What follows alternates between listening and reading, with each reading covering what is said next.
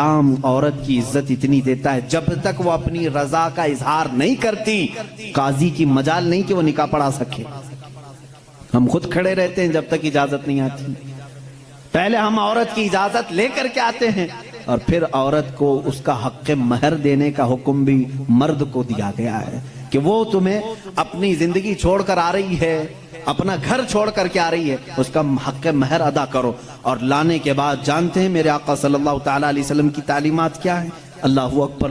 حضور اکرم صلی اللہ علیہ وسلم نے تاکید کے ساتھ فرمایا ہے کہ عورتوں کے ساتھ سختی نہ کرو. اپنے آخری خطبے میں حضور نے عرفات کے میدان میں یہ بات تک فرمائی, عورتوں کے معاملات میں اللہ سے ڈرو, حد سے زیادہ نہ بڑھو, عورتوں کے ساتھ اتنی سختی نہ کرو.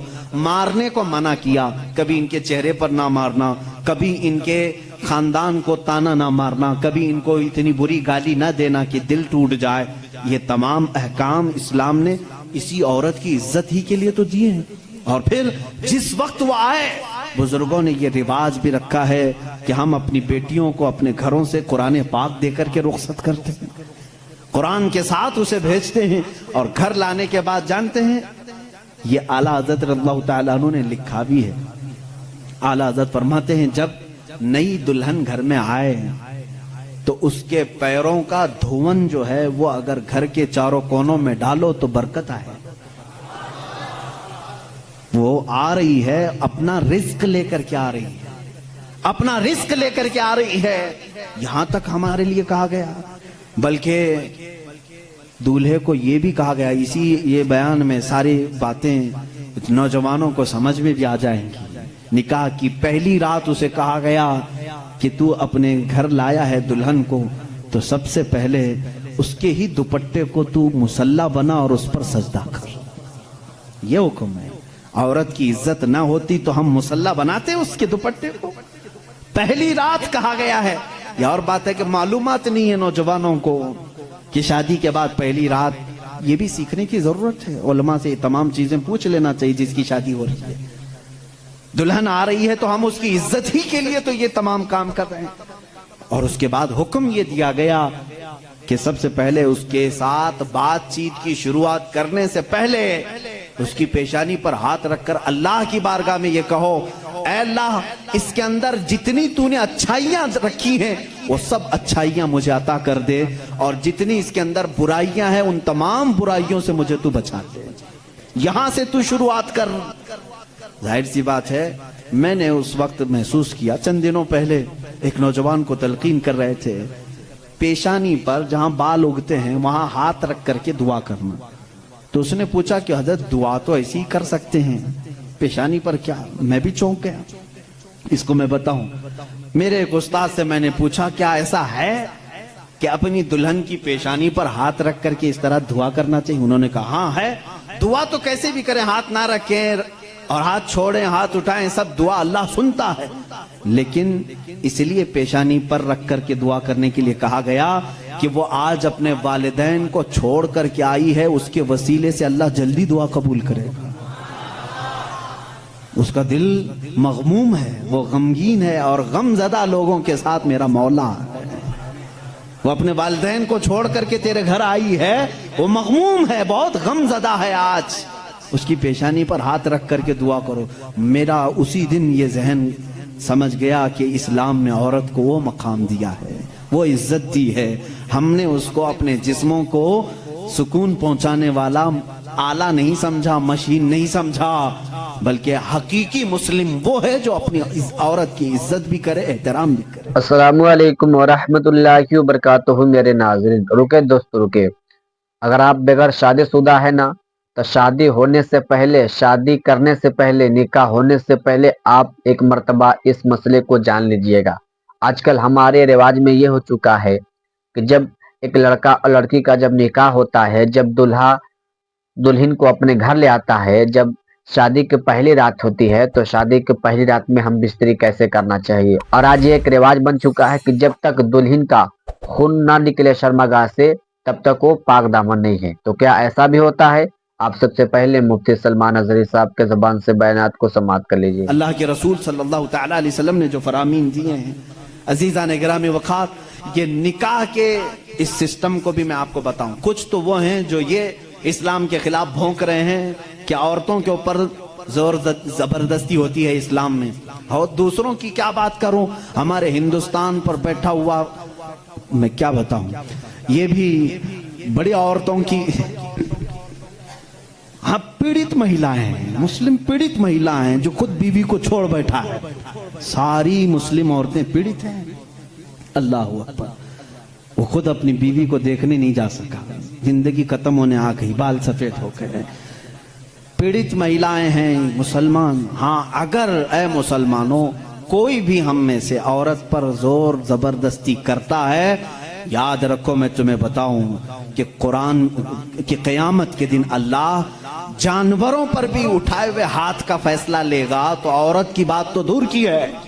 मेरा अकीदा तो यह है, एक औरत ने बिल्ली को बांध रखा था, बुखारी शरीफ में है, वो मर गई बिल्ली, और वो औरत बहुत इबादत गुजार थी, लेकिन अल्लाह ताला ने फैसला फरमाया कि इस औरत को जहन्नम में डालो। मेरी एक मखलूक को बांध कर रखी इसने और वो मर गई। हमारा तो अकीदा यह है, तुम औरतों पर अगर जुल्म करते हो तो तुम जिम्मेदार हो, लेकिन इस्लाम नहीं। इस्लाम वो कामिल दीन है। ये बेचारे क्या पढ़ पाएंगे जिनको कभी ढंग की स्पेलिंग नहीं आती, कभी हाँ, ये एक ऐसा होता है कि डमरू बजाओ तो कोई नाचता है। इसी तरह से कुछ लोग पीछे से कुछ लिख करके दें, कुछ बयान करने के लिए, तो कुछ लोग कह जाते हैं, उनको खुद नॉलेज नहीं होती। ऐसे ही कुछ लोग इस्लाम पर भी भोंकते हैं। अब अगर ये टॉपिक अगर मैं छेड़ूं 3 तलाक के, तो और बड़े मामलात हैं। 3 तलाक के लिए इस्लाम ने जोर जबरदस्ती की है। औरतों पर जुल्म है, ये पीड़ित हैं, ये महिलाएं हैं, इनको इंसाफ दिलाना चाहिए। 3 तलाक देना, पहली बात ये समझे ही नहीं। आप तो समझते हैं ना, इस्लाम में फजर की नमाज फर्ज है, जोहर की नमाज फर्ज है ना, असर मगरिब इशा फर्ज है, तलाक देना फर्ज है, फर्ज है। तो इतना क्यों नहीं समझ रहे? कौन कहता है कि हर मुसलमान 3 तलाक देना फर्ज समझता है? अरे वो एक एग्जिट रास्ता है। हम कभी भी किसी भी बंदे को निकाह पढ़ाते हैं तो तलाक का नाम तक नहीं लेते। अगर जिक्र कर दिया ना कि मैं 5 साल के बाद तलाक देने के लिए निकाह कर रहा हूं, तो वो निकाह ही हराम हो गया। बल्कि मैं कहता हूं, अगर तुमने निकाह में ये कह दिया 80 साल के बाद मैं छोड़ दूंगा, या 80 साल का ये कॉन्ट्रैक्ट है मेरा, तो निकाह नहीं है वो निकाह नहीं, उसको मुता कहते हैं। हम निकाह में कभी वक्त मुतय्यन नहीं कर सकते, बल्कि हम तो लाइफ टाइम के लिए निकाह कर रहे होते हैं, लाइफ टाइम के लिए। लेकिन इंसानी जिंदगी में कई मामलात ऐसे आते हैं कि मिजाज नहीं जम सकता। जरूरी नहीं है कि हर आदमी का मिजाज दूसरे से जम जाए। कभी ऐसा हो गया तो उसके लिए ऑप्शन रखना चाहिए कि नहीं रखना चाहिए? उसके लिए ऑप्शन रखना चाहिए कि नहीं रखना चाहिए? अरे मियां, तुम किसी को गाड़ी में बिठा करके भेज रहे हो और उससे ये कहो कि चलना ही है, अगर वो पूछ ले गाड़ी के पहिए दोनों पंचर हो गए तो क्या करूं, कहा फिर भी चलना ही है, ये जुल्म है, ये ज्यादती है। उससे ये कहना चाहिए कि अगर गाड़ी के पहिए पंचर हो गए, टायर पंचर हो गए, तो करीब में गैरेज है, खोल करके बदलवा लो। माकूल बात है कि नहीं? अगर बीच रास्ते में नहीं, तुम पाबंदी लगा दे, नहीं टायर नहीं बदलना, पंचर हुई उसी से चलना, ये ज्यादती है कि नहीं? अब मैं आपको बताता हूं, 2 टायर लेकर के चले थे शादी के बाद, 2 टायर हैं और दोनों चल रहे हैं तो ठीक है, एक भी पंचर हुआ तो क्या करो? ये कहते नहीं, पंचर टायर के साथ ही चलो। अरे भाई, कहीं और गाड़ी गड्ढे में गिर जाएगी। हुक्म ये होना चाहिए कि अगर पंचर हो गया तो टायर चेंज कर सकते हो, तुम्हारे लिए ऑप्शन होना चाहिए। बस इस्लाम का तकाजा सिर्फ इतना ही है कि अगर किसी की जिंदगी में अनबन हो गई, नहीं बन पाई, तो उसके लिए एक ऑप्शन है कि औरत को वो भी एक साथ 3 तलाक नहीं, उसको हराम करार दिया गया है। शरीयत में एक वक्त में 3 तलाक दे देना हराम है। मैं इसका बबांगे दोहल आज ऐलान करता हूं, अगर कोई एक ही साथ अपनी औरत को तलाक तलाक तलाक इस तरह 3 बार कह देता है तो उसने हराम काम किया, गुनाह किया। नाजायज काम किया है, अगर छोड़ना भी है तो उसको इस्लाम ने तरीका बताया है। एक बार पहले बोलो, 1 महीने का टाइम दो, 1 महीने में भी फिर नहीं बनी तो दूसरी मर्तबा फिर एक बोलो और 1 महीना छोड़ दो। 2 महीने का टाइम गुजर गया, अब फिर भी नहीं बन पा रही, तब फिर सबको बिठा करके कह दो हमने 2 मर्तबा देख लिया, अब हमारी जिंदगी आगे चल नहीं पाती, तीसरी मर्तबा हम इसको खत्म करते हैं। जी हाँ मेरे प्यारे अजीज दोस्तों, भाइयों और बहनों, जैसा कि आपने अभी हमसे बड़े आलिम, मुहद्दिस आजम, मुफक्किर आजम मुफ्ती सलमान अजहरी साहब के ज़बान से बयानात को समाअत कर लिए।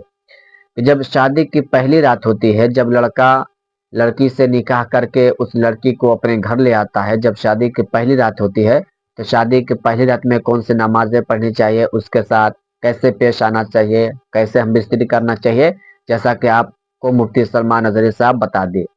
और जो एक मेन ज़रूरी है, मैं उस मसले को और कन्फ्यूजन के आपके दूर कर दे रहा हूँ। आजकल हमारे गांव मोहल्ले में बहुत सारे ये रिवाज हो चुका है कि जब तक दुल्हन का शर्मगाह से खून ना निकले हम बिस्तरी के वक्त, तब तक वो पाक दामन नहीं है। देखिए मेरे प्यारे नाजरीन, ये वीडियो बहुत ही ज़रूरी है, अदब के खिलाफ है, लेकिन आपके लिए जानना जरूरी है। देखिए मैं छोटा उम्र का हूँ, लेकिन आपको तालीम दे रहा हूँ। देखिए आजकल हमारे रिवाज में ये चुका है कि जब तक दुल्हन का शर्मगाह से खून ना निकले वो पाक दामन नहीं है, अगर खून निकल जाए तो पाक दामन है। तो देखिए जो शर्मगाह का जो पर्दा होता है ना, वो फट जाता है। बहुत सारे ऐसे वजह है कि उसको जैसे फट जाती है। हो सकता है उठने बैठने से, कुछ चीजें वजन उठाने से, या फिर साइकिल चलाने से फट जाता है। तो इसकी वजह से लोग कहते हैं कि नहीं ये पाक दामन नहीं है, इसका संबंध शादी से पहले किसी और के साथ था। तो आप हरगिज ऐसा ना सोचे। और जो पहले की औरतें थी तो उनका पर्दा बहुत ही अच्छा था, पहले के लोग का खाना पीना अच्छा था। अब के लोग तो सब लोकल खाना खा रहे हैं, और पहले के लोग खजूर खाते थे, आपको पता है कि खजूर में कितनी ताकत होती है, उसकी वजह से उन लोग का पर्दा फटता नहीं था। लेकिन आजकल के लोग जो पर्दा है फट जाता है, तो आप ऐसा बिल्कुल ना समझें। तो मैं आपका मेजबान कारी तस्बीह आलम, मुझे इस वीडियो में कुछ बोलने की जरूरत ही नहीं, जैसा कि आपने हमसे बड़े आलिम मुफ्ती सलमान अजहरी साहब के ज़बान से बयानात को समाअत कर लिए, तो आपको अच्छी तरीके से मालूम चल गया होगा। तो ये वीडियो था हमारे जितने मुसलमान भाई जिनकी शादी हो चुकी है, या फिर जिनकी शादी लगने वाली है, या फिर जिनकी शादी होने वाली है, लड़का हो या लड़की हो, उनके लिए वीडियो बहुत ही जरूरी था। वीडियो को शेयर कर दे। अस्सलाम वालेकुम रहमतुल्लाहि व बरकातुहू। फिर अगले वीडियो में मिलते हैं। खुदा हाफिज।